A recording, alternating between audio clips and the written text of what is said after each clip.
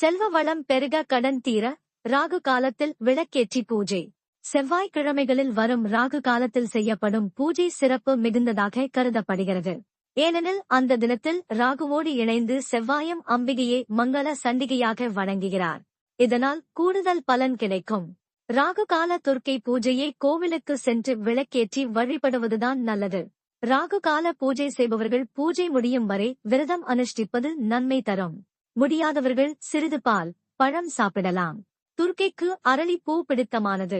ராகு கால பூஜைக்கு செவ்வரளி மற்றும் மஞ்சள் நிற பூக்களை பயன்படுத்துங்கள்.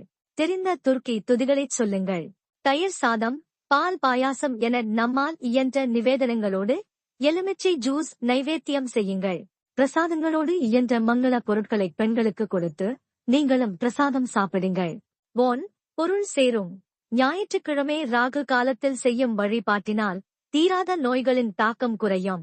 செவ்வாய்க்கிழமை ராகு காலத்தில் துர்க்கையை வணங்கினால் திருமணத்தடை, முன்னேற்றத்தடை, கடன் பிரச்சினைகள், சகோதரர்களிடையே ஒற்றுமையின்மை, வீடு, மனை தொடர்பான பிரச்சினைகள், விபத்து பாதிப்புகள் ஆகியவை நீங்கச் செய்யும். Like, share, subscribe.